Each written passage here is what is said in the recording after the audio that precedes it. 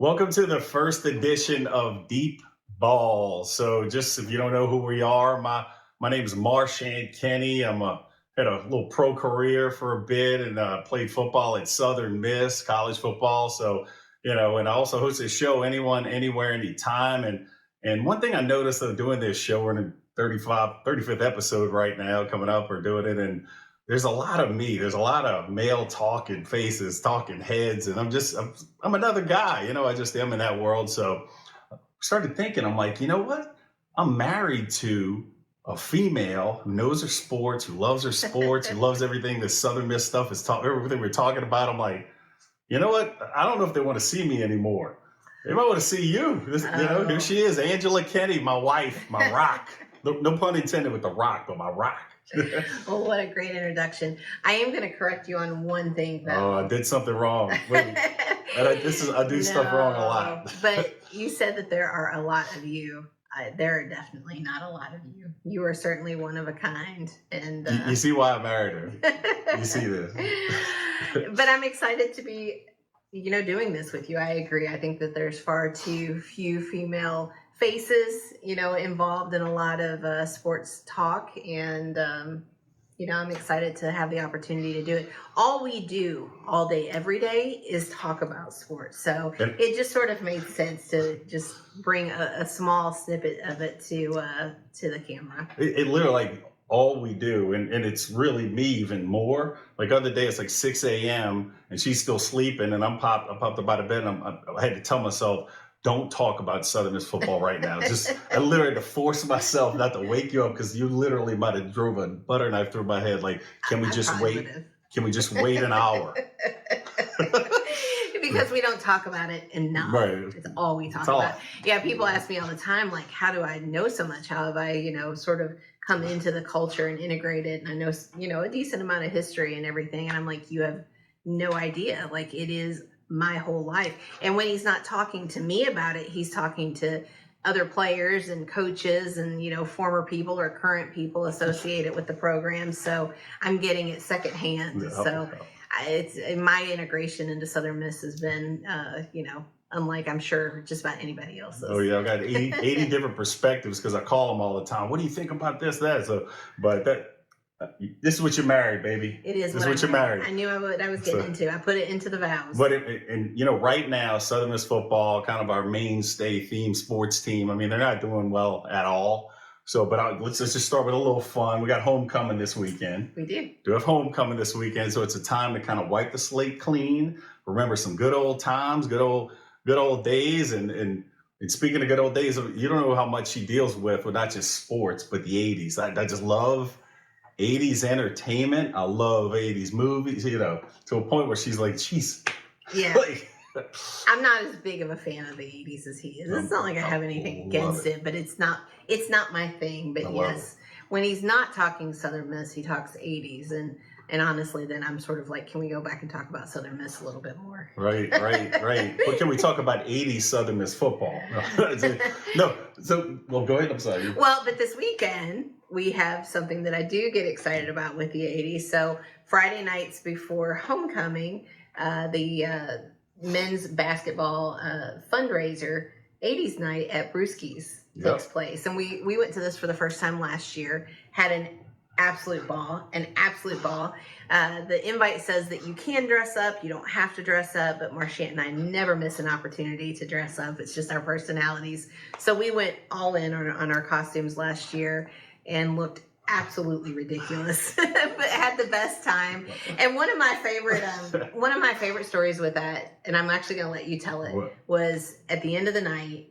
I know you're going to be able to take it from when. Oh, I know what she's getting at. So you're feeling good. You're feeling those old time vibes when you still had it. Drink a little bit. I had about 7 drinks in me, maybe a little few more. But feeling good. Band's doing its thing. It's about 11:30 or so, and the band's starting to wrap up. I'm in the zone though. I'm back in the 80s, being a kid, teenager. I got it. I'm still cool. So that ends, and we're in the front by the stage, and as I turn around, well, the younger crew had come in for the late night parties. And when I say it was like, holy, I'm old. It just hit me like a ton of bricks. It's not the 80s, 90s anymore. It's not. It's not. They Yeah. looked horrified for They, us. they looked at me like, Horrified. and I felt ridiculous in this neon windbreaker going for a second, but it was only a second because I'm actually like, no, this is pretty cool. And Yeah. they remember they're taking We pictures with. stayed. I was taking pictures with them, so I Most- felt cool, even though I was the old Most guy. of the older crowd left, but we did stay. I think we may have. Did we shut it down that night? We always shut it down when we're in the zone. I do remember that We're in one of the the zone. younger football players and his girlfriend took us home that night. Yeah, we actually had to get a ride home.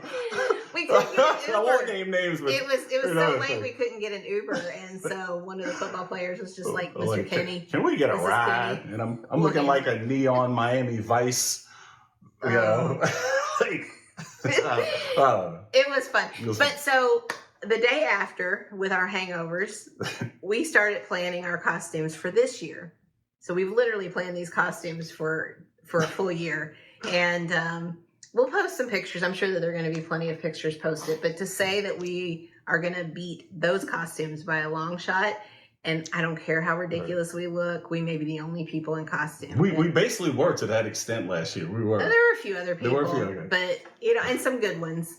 But by and large, most people didn't dress up because you guys are boring and you need to dress up. Yeah. But we're hoping to start a new trend, and if this year's costumes don't start that trend, I don't know what to do. Yeah, it's It's a good almost time. as perplexing as Southern Miss football right now. Like dress up, people. It's a lot of fun. There's a reason people still talk about Ferris Bueller's Day Off and stuff to this day. It was a great decade. It was just an absolute great decade. So, but I'm looking forward to that. absolutely. And that 80s party is going to kick it off. And then hopefully we see a win on Saturday. But, it was funny too with homecoming. And you even asked me about this, like some of your favorite homecoming memories. Yeah. Because that was from my other show, Anyone in Every Time. Like I asked the fans, what's your favorite homecoming memories? And I had some really cool ones. But what was funny with me, I just came from a time frame when the nasty bunch we were really nasty.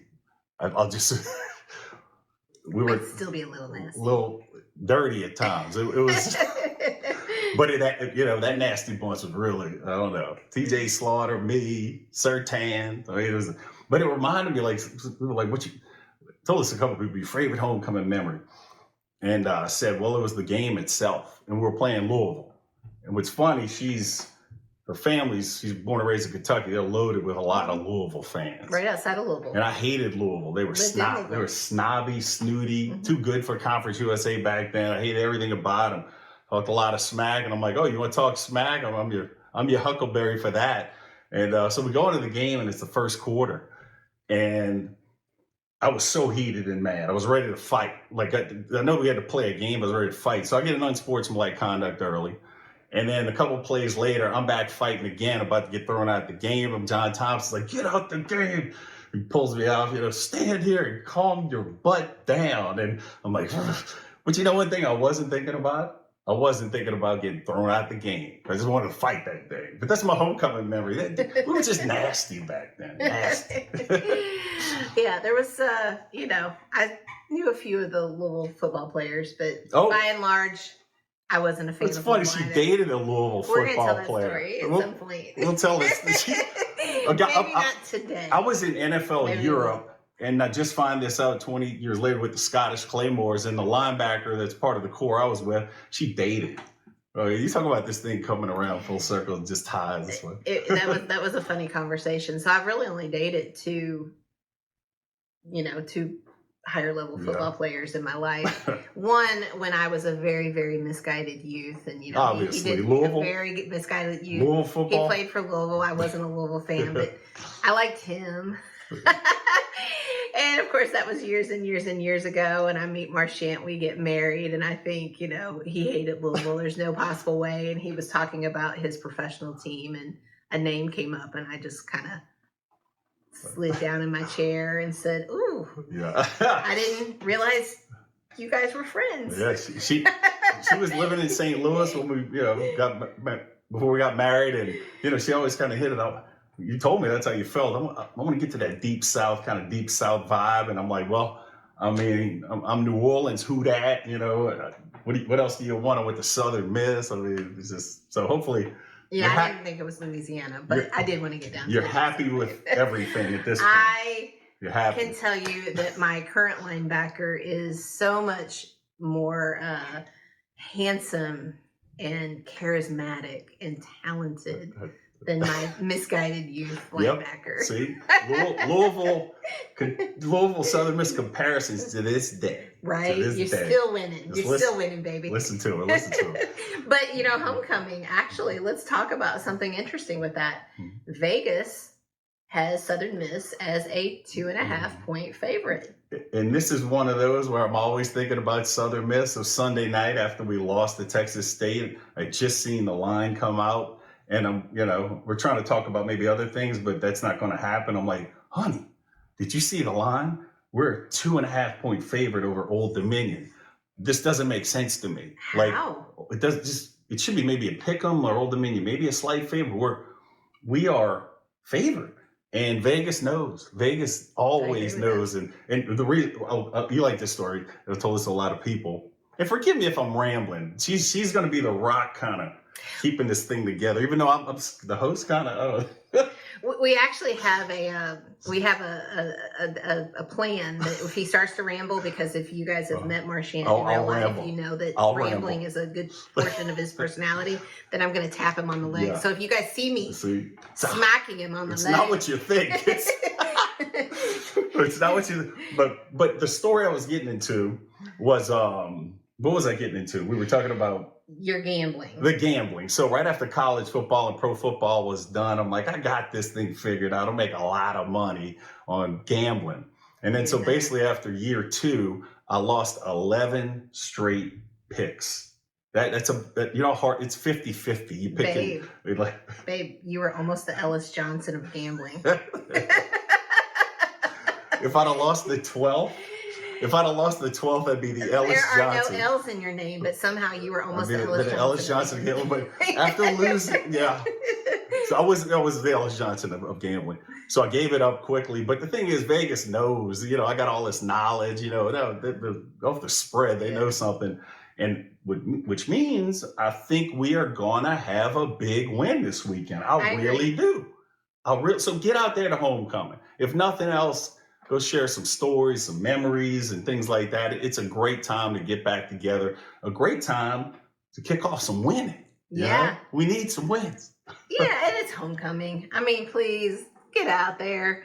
If it doesn't happen this game, we'll talk about the rest of the season, obviously, but it's homecoming. And I agree with you. I actually think that they're going to pull it out this week.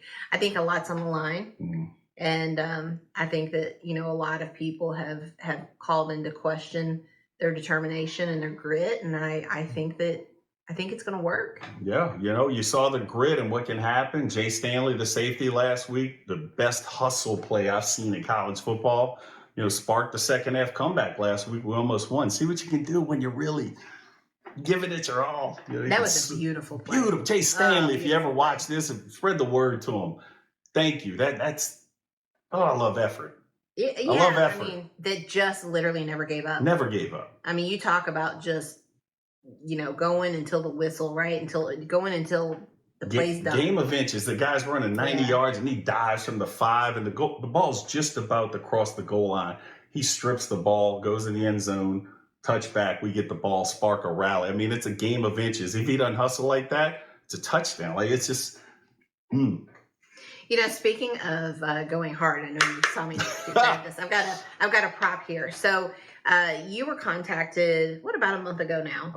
I want to say, from a sports collector that wasn't necessarily a Southern Miss fan. He just sort of collects sports memorabilia. He was actually a fan. You didn't hear the whole conversation, but yeah, continue. Well, so he's getting a little older, and he doesn't have anybody that necessarily wants the bulk of his collection. So he was, basically like, what a great thing to do, but he was trying to give a lot of the memorabilia back to the original owners. And so he contacted Marchand, and he had this is your freshman year helmet? Freshman year helmet.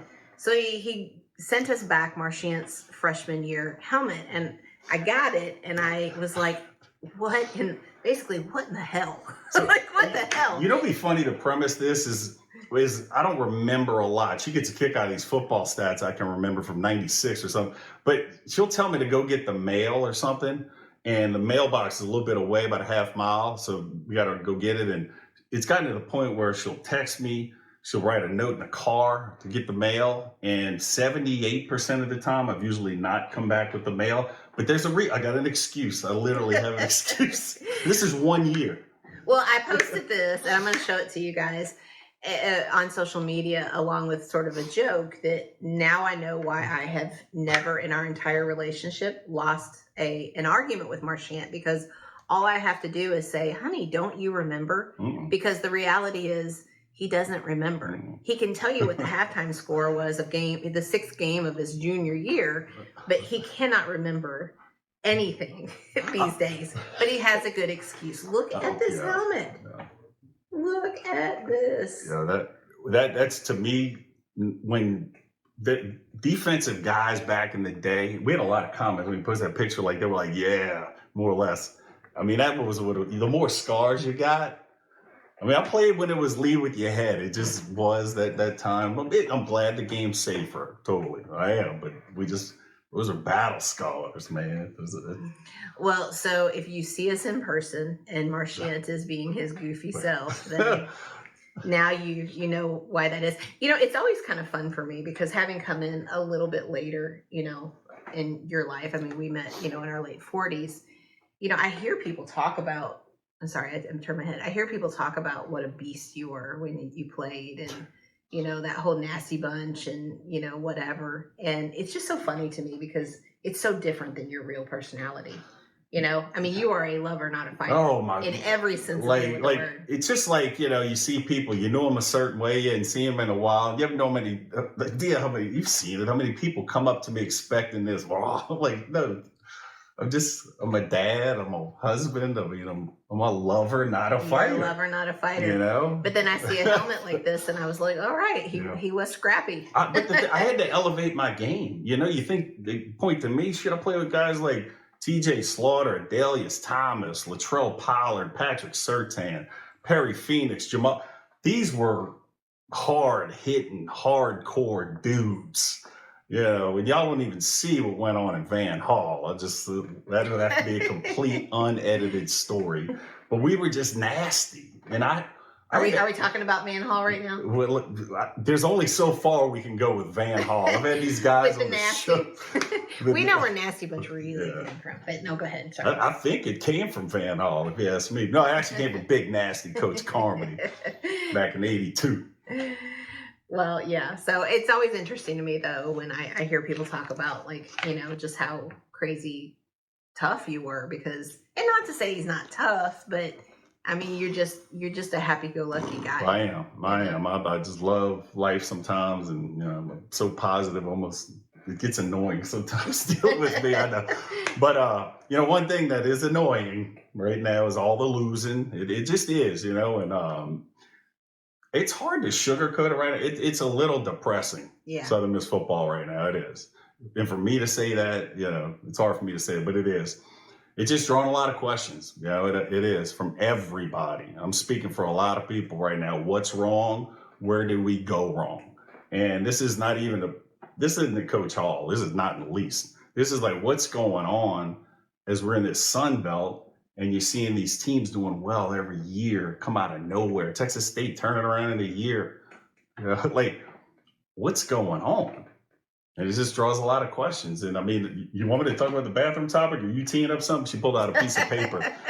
She's got an account in mind, too. Yeah. So, I think that one of the interesting dynamics that exists between Marchant and I is that, of course, he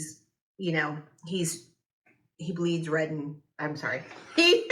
Red is Ole Miss. This is our first show. There's going to be mistakes. Let's forgive her for even bringing in anything Ole Miss color.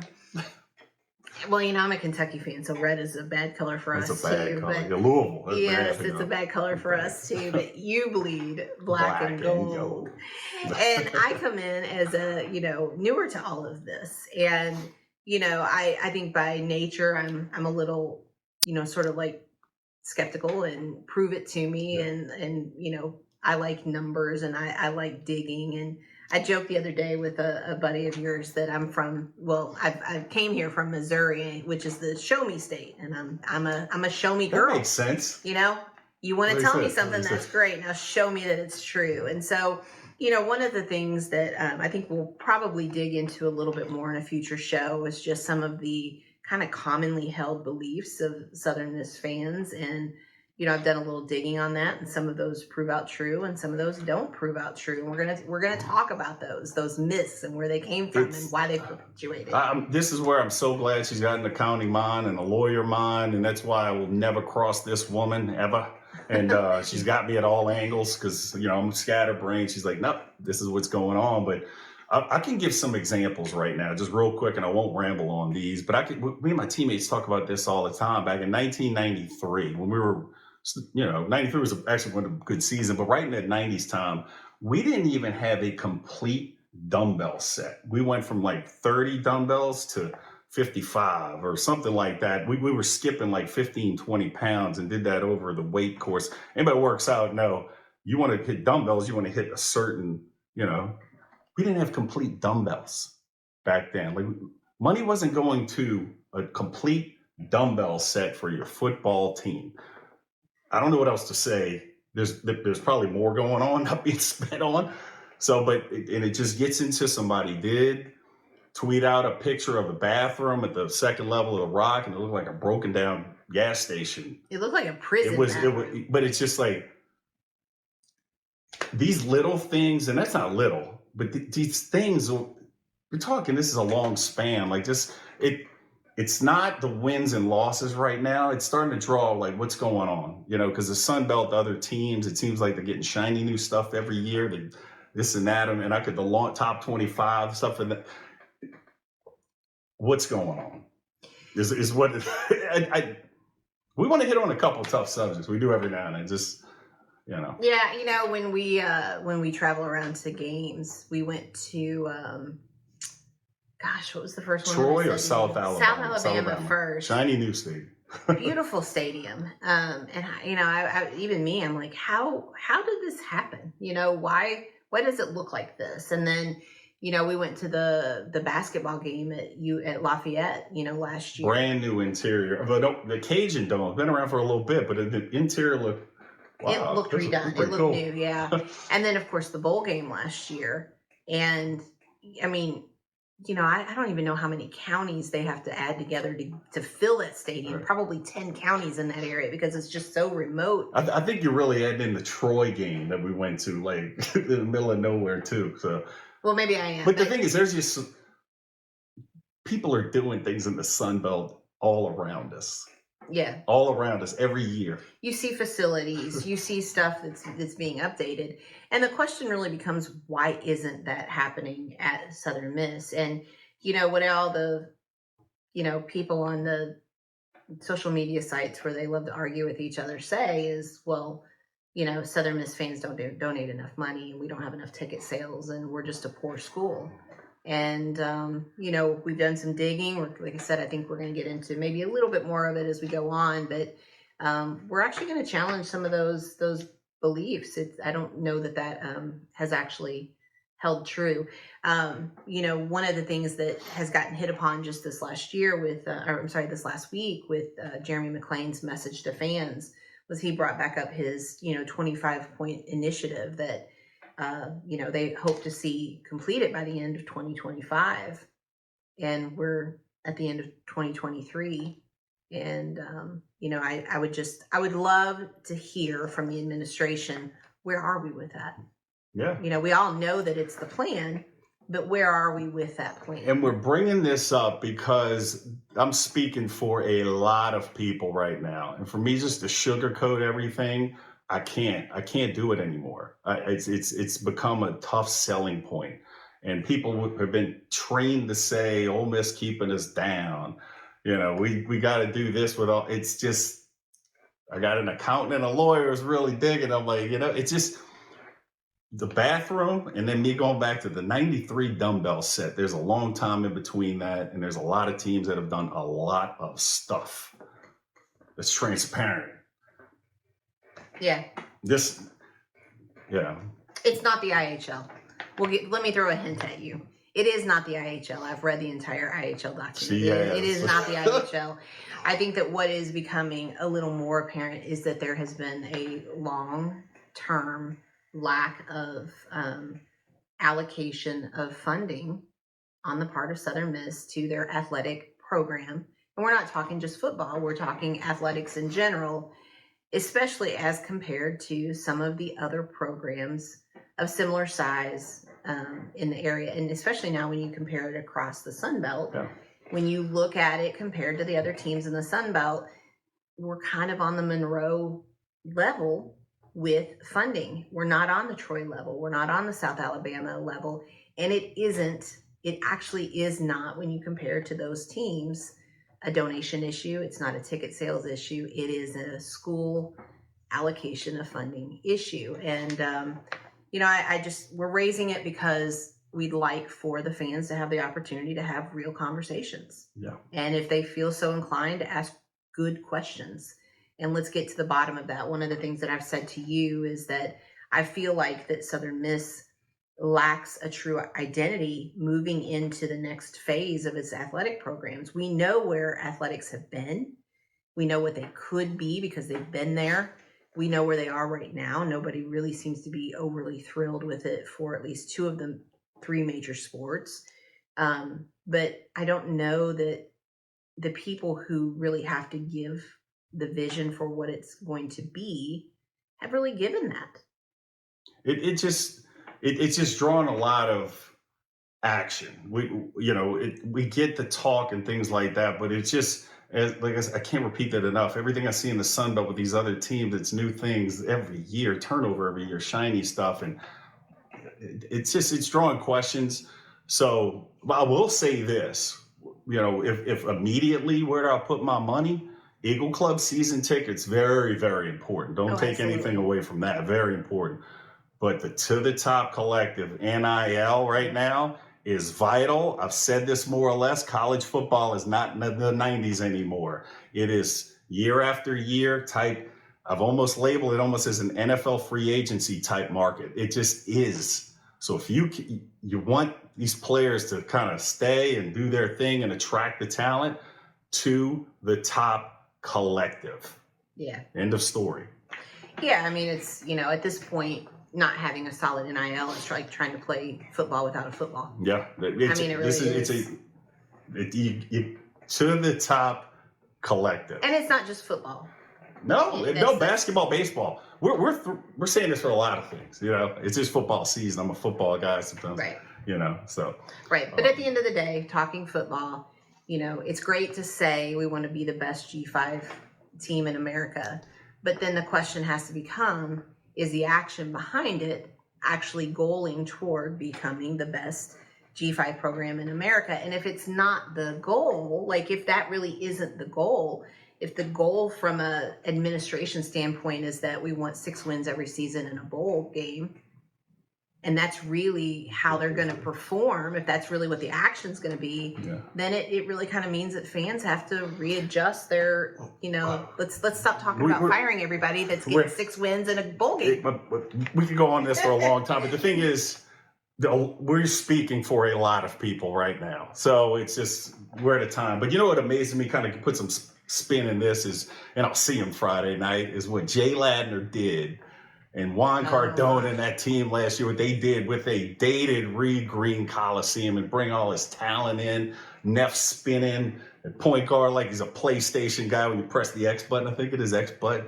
AC, Hassel. It was just fun. And if you told me before that season we were going to sell out a game, Andrew, if you told me that, I said, you're crazy, what are you on?